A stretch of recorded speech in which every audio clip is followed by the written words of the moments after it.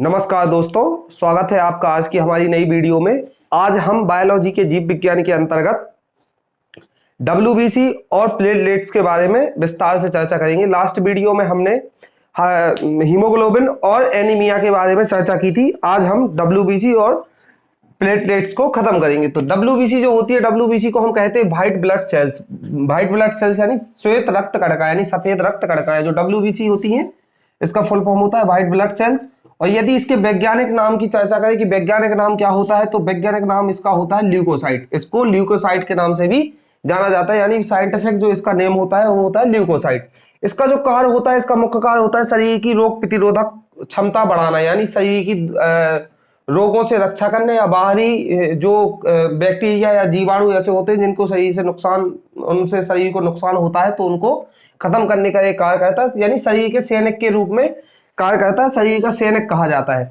यदि इसके आकार की बात करें कि WBC का आकार कितना होता है, तो 0.7 mm का इसका आकार होता है, यानी WBC का जो आकार होता है 0.7 mm के बराबर एक WBC का आकार होता है। 8 से 9,000 इसकी नॉर्मल रेंज होती है। एक ह्यूमन बॉडी में 8 से 9,000 की संख्या में ये प्रेजेंट रहती है। इनमें केंद्रक उपस्थित रहता है, यानी न्यूक्लियर इनमें प्रेजेंट होता है। जैसे RBC के बारे में हमने देखा था कि इनमें केंद्रक उपस्थित नहीं रहता है। जब बच्चा छोटा पैदा होता है, छोटा बच्चा, तो 2 या 3 साल तक बच्चे में न्यूक्लियर रहता है, यानी बच्चे की RBC में न्यूक्लियर यानी केंद्रक रहता है। उसके बाद धीरे धीरे समाप्त हो जाता है। लेकिन WBC जो होती है इसमें केंद्रक उपस्थित रहता है। यदि इसके रंग की बात करें तो ये रंगहीन होती है, तभी इसको सफेद कहा जाता है। जिसका कोई रंग नहीं होता उसे सफेद कहा जाता है। तो ये रंगहीन होती है और रोग प्रतिरोधक क्षमता बनाए रखता है, यानी रोगों से हमारे शरीर की सुरक्षा करता है। यदि WBC के प्रकारों की बात करें तो ये 2 प्रकार की होती है। पहला जो है वो ग्रेन्युलोसाइट्स और दूसरा जो है एग्रेन्युलोसाइट। ग्रेन्युलोसाइट्स को कार्पोसेल्स कहा जाता है, यानी कणिकामय सेल्स कहा जाता है। एग्रेन्युलोसाइट्स जो होती है इसे नॉन कॉर्पोसेल्स कहा जाता है, यानी अकणिकामय कहा जाता है।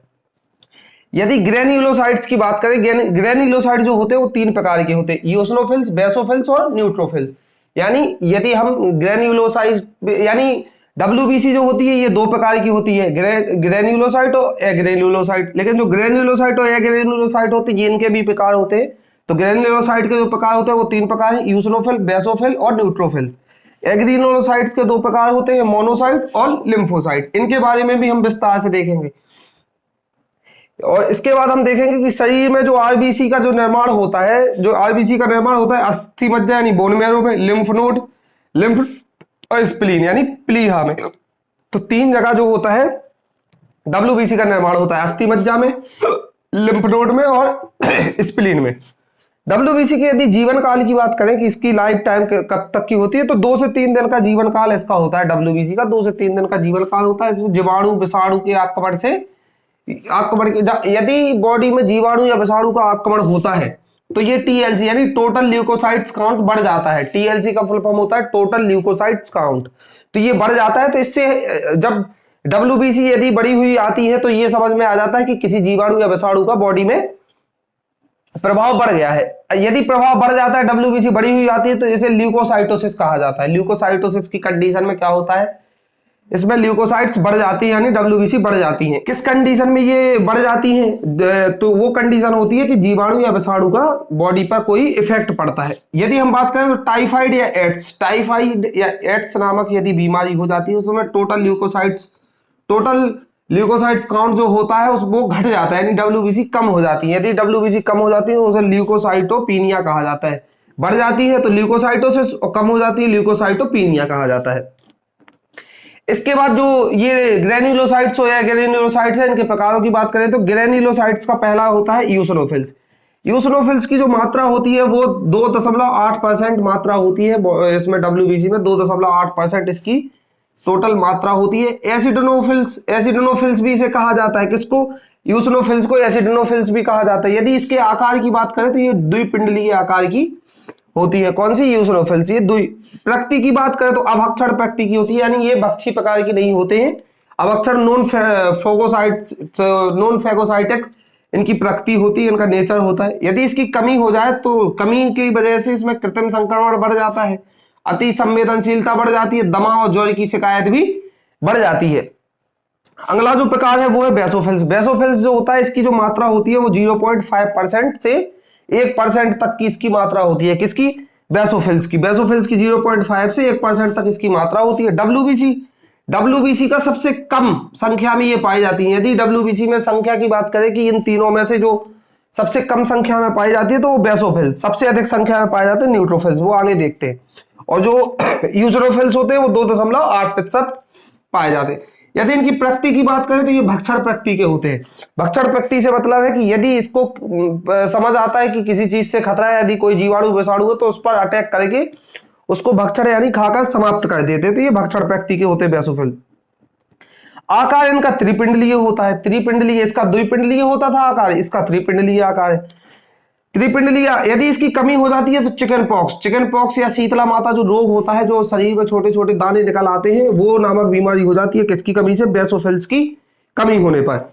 न्यूट्रोफिल्स की बात करेंगे तो न्यूट्रोफिल्स की जो मात्रा होती है वो 65% न्यूट्रोफिल्स पाया जाता है, यानी सबसे ज्यादा न्यूट्रोफिल्स बॉडी में प्रेजेंट होता है। इसे हेट्रोफिल्स भी कहा जाता है, यानी अन्य नाम जो न्यूट्रोफिल्स के अलावा होता है हेट्रोफिल्स भी इसे कहा जाता है। यदि इसमें मात्रा की बात करें तो ये सर्वाधिक मात्रा में ये पाए जाते हैं, यानी जैसे कि हमने देखा कि 65% मात्रा में ये पाए जाते हैं। यदि प्रकृति की बात करें कि इसकी प्रकृति कैसी है तो भक्षण प्रकृति का ये भी होता है, यानी जो बेसोफिल्स और न्यूट्रोफिल्स होते हैं ये दोनों ही भक्षण प्रकृति के होते हैं, यानी ये मारकर खाकर और समाप्त कर देते हैं। यदि इनके आकार की बात करें तो ये बहुपिंडलीय आकार का होता है, ये त्रिपिंडलीय, ये द्विपिंडलीय, ये बहुपिंडलीय आकार का होता है। यदि इसकी कमी हो जाए तो जीवाणु विषाणु का आक्रमण होती है और संख्या बढ़ जाती है।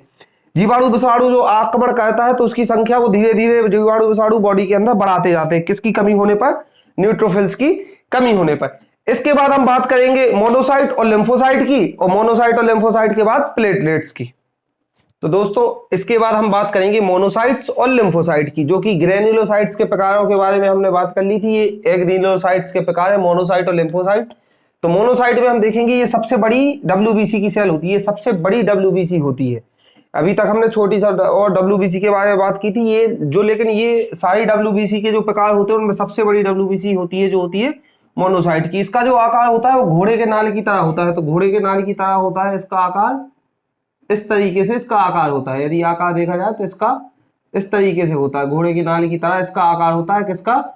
मोनोसाइट का। मोनोसाइट के अगर जीवन काल की बात करें तो इसका जीवन काल 28 दिन का होता है, 28 दिन का जीवन काल होता है, और रक्षा का ये कार्य करता है, यानी शरीर के विभिन्न अंगों की ये रक्षा करता है अलग अलग तरीके के रोगों से। और ये इसलिए इसे गुरु सिपाही भी कहा जाता है, यानी जो सिपाही डब्ल्यूबीसी को शरीर का सिपाही कहा जाता है, रक्षक कहा जाता है, तो इस जो ये मोनोसाइट होता है इसको गुरु सिपाही कहा जाता है। टीबी या ट्यूबरकुलोसिस यदि हो जाती है तो इसकी संख्या बढ़ जाती है, किसकी? मोनोसाइट्स की संख्या किस कंडीशन में बढ़ती है? टीबी या ट्यूबरकुलोसिस होने की कंडीशन में। ये जो कुल इनकी परसेंटेज जो उपस्थित होती है वो 0.6%, ये 6% हमारी बॉडी में उपस्थित होते हैं। कौन? ये मोनोसाइट जो होते हैं ये 6% बॉडी में उपस्थित होते हैं। डब्ल्यूबीसी में कितने परसेंट पाए जाते हैं? तो 6% ये पाए जाते हैं, सबसे बड़ी डब्ल्यूबीसी ये होती है।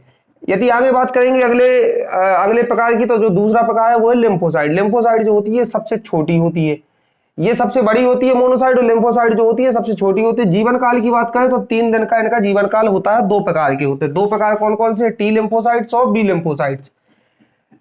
और ये जो 2 प्रकार है इनके बारे में भी हम देख लेते हैं कि यदि एड्स या टाइफाइड जैसी स्थिति हो जाती है तो ये टी लिम्फोसाइट जो होती है, टी लिम्फोसाइट, तो इनकी जो क्या होती है संख्या कम हो जाती है। यदि एड्स या टाइफाइड जैसी शिकायत हो तो टी लिम्फोसाइट्स की संख्या क्या होती है? कम हो जाती है। रोगों से लड़ने की क्षमता जो होती है वो कम हो जाती है, और डब्ल्यूबीसी की संख्या रोगों से लड़, यदि टी लिम्फोसाइट्स की वो हो जाती है संख्या कम हो जाती है तो रोगों से लड़ने के लिए भी शरीर की क्षमता कम हो जाती है। यदि डब्ल्यूबीसी की संख्या जो होती है यदि 1 लाख से अधिक होने लगती है तो 1 लाख से अधिक डब्ल्यूबीसी की संख्या होने की स्थिति में ब्लड कैंसर की भी शिकायत हो सकती है, ब्लड कैंसर हो जाता है। ब्लड कैंसर की जो रोकथाम होती है उसके लिए फॉस्फेट 32 या फॉस्फेट 32 नामक कोई दवाई होती है, ये दी जाती है किसकी शिकायत होने पर? ब्लड कैंसर की शिकायत होने पर। अब हम बात करेंगे प्लेटलेट्स की। तो जो प्लेटलेट्स होते हैं स्तनधारी जीवों में ही उपस्थित होते हैं, और इनका प्लेटलेट्स का जो साइंटिफिक नाम होता है वो होता है थ्रोम्बोसाइट। थ्रोम्बोसाइट्स इसको कहा जाता है। इसमें केंद्रक या न्यूक्लियर प्रेजेंट नहीं होता है, तो थ्रोम्बोसाइट्स में केंद्रक या न्यूक्लियर प्रेजेंट नहीं होता। यदि रंग की बात करें तो ये रंगहीन प्रकार के होते हैं। आकार जो होता है गोल चपटा होता है, अनियमित आकार के होते हैं, किसी भी तरीके का आकार इनका हो सकता है। आकार जो होता है बड़ा होने के कारण, इनका आकार बड़ा होने के कारण इन्हें मेगा कैरियोसाइट्स कहा जाता है। क्योंकि इनका आकार बहुत बड़ा होता है तो इसलिए इसे मेगा कैरियोसाइट्स कहा जाता है। जीवन काल की यदि बात करें तो 3 दिन का जीवन काल होता है प्लेटलेट्स का। 1.5 लाख से 4.5 लाख ये बॉडी में प्रेजेंट होती है। 1.5 लाख से 4.5 लाख प्रति घन सेंटीमीटर ये बॉडी में पाई जाती है। निर्माण की बात करें तो इनका निर्माण भी अस्थि मज्जा में होता है, यानी बोन मैरो में होता है। मृत्यु स्प्लीन यानी प्लीहा में इनकी मृत्यु होती है। शरीर में ये रक्त की आपूर्ति का कार्य करते हैं। जहां पर भी शरीर में ब्लड की कमी होती है तो वहां पर ये रक्त की आपूर्ति करने का कार्य करते हैं। ब्लड स्कंदन यानी रक्त स्कंदन में भी ये सहायता करते हैं। रक्त स्कंदन में ये मुख्य भूमिका निभाते हैं। थ्रोम्बोप्लास्टिन जो होता है ये स्रावित करते हैं। प्लेटलेट्स के द्वारा थ्रोम्बोप्लास्टिन का श्रावण किया जाता है, जो रक्त स्कंदन में ये मुख्य भूमिका निभाता है। कौन? थ्रोम्बोप्लास्टिन। यदि डेंगू की शिकायत हो जाती है तो डेंगू की शिकायत में प्लेटलेट्स की संख्या कम हो जाती है। प्लेटलेट्स की संख्या यदि डेंगू नामक बीमारी हो जाती है तो प्लेटलेट्स की संख्या गिरने लगती है। और 30,000 से यदि कम हो जाती है, यदि 30,000 से प्लेटलेट्स की संख्या कम होने लगती है तो इंसान की मृत्यु हो जाती है, क्योंकि 30,000 से कम प्लेटलेट्स होने पर इंसान मर जाता है। एक परिप्यूरा नामक रोग होता है। परिप्यूरा नामक रोग में क्या होता है? प्लेटलेट्स की संख्या 40,000 तक भी हो जाती है। परिप्यूरा नामक रोग में पूरी शरीर पर चकत्ते बन जाते हैं, लाल लाल चकत्ते बन जाते हैं, जिनसे प्लेटलेट्स की संख्या गिर जाती है। यदि प्लेटलेट्स की संख्या बहुत ज्यादा कम आती है तो इस रोग होने की संभावना रहती है। यदि थ्रोम्बोसाइटोपिनिया जैसी स्थिति बनती है तो उसमें भी प्लेटलेट्स की संख्या 30,000 तक आने की संभावना रहती है। थ्रोम्बोसाइटोपिनिया होती है या तो टाइफाइड हो जाए या एड्स हो जाए, तो उस स्थिति में क्या है? प्लेटलेट्स की संख्या गिर जाती है, तो इसको क्या कहा जाता है? थ्रोम्बोसाइटोपिनिया कहा जाता है। तो इस स्थिति में भी प्लेटलेट्स की संख्या कम हो जाती है। तो इस तरीके से हमने डब्ल्यूबीसी और प्लेटलेट्स के बारे में विस्तार से चर्चा की है। आगे की वीडियो में हम कोलेस्ट्रॉल वगैरह के बारे में चर्चा करेंगे, ब्लड ग्रुप्स के बारे में चर्चा करेंगे। आज की वीडियो यहीं समाप्त करते हैं, मिलते हैं अगली वीडियो में। Thank you.